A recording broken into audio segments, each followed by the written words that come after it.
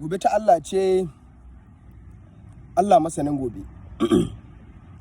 Kamar yadda an ka saba yau ma alhamdulillah ga mu hito.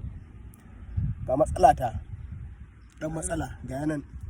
Ciwon ciki, ciwon baya, duk shi ne. Hawan jini da diabetes. A'a, Allah ya kama hawan jini da diabetes. Ga mu mun hito kun gani ko? Kuna gani? Muna nan wata uwa duniya.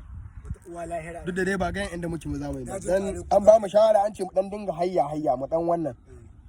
A takaice gaskiya yau ina so in magana ne akan wani abu da zai zama topic ɗinmu na yau. Shine shin akwai wani yanayi ko damar da matashi yake da ita da zai iya auna cewa yayi nasara. Ya auna yayi nasara ko da nasarar bata zo ba, amma ya gane cewa to wannan hanyar da na ɗauko na yi nasara, sai dai kawai in jira lokacin nasarar ya zo. Ko da sauran al'umma ba su iya hango maka wannan nasarar, amma dai kai garanka kana ji cewa lalle na yi nasara. Ni a guri na abubuwa ne guda biyu zaka yi. Akwai mataki guda biyu da matashi da ya taka su, ni a guri na don wannan nasara ya ma ta kawai dan jira lokaci, amma nasara ya same ta. Na farko ko in ce na farko in ji mutanen mu na can gehen, na farko ya kasance matashi ya tsaya ya yi nazarin abun da yake so, ko abun da yake so ya zama, ko abun da yake so ya aikata ko ya aiwatar.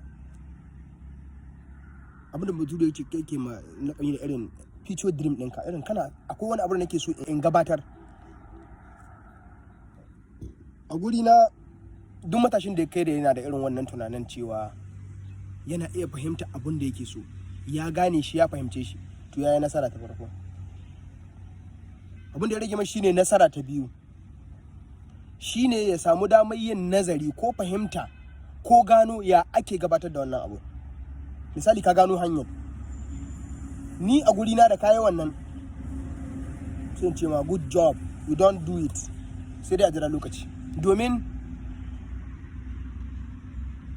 idan ma kasuwanci ne, ka san cewa wannan kasuwancin nake so, sai ka fara, ko kuma ka nemo yanda aka yi shi, ka nemo ka gano ilimin cewa to ga yanda aka yi.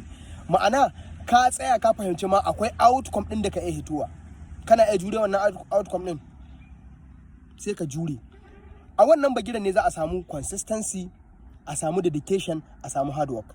Kakka zo kana balangarwa akan abin da baka ma sai ka fahimce shi ba. Mahaulikin ka ne, burin ka ne, amma kai baka ma fahimce shi ba, baka san me outcome din shi ba. Outcome din shi yana da ciwo ko bai da ciwo, kai baka sani ba. Kai dai kawai wannan abin kake so, baka ma tsakan nazarin shi ba. Misali akwai wasu sana'o'i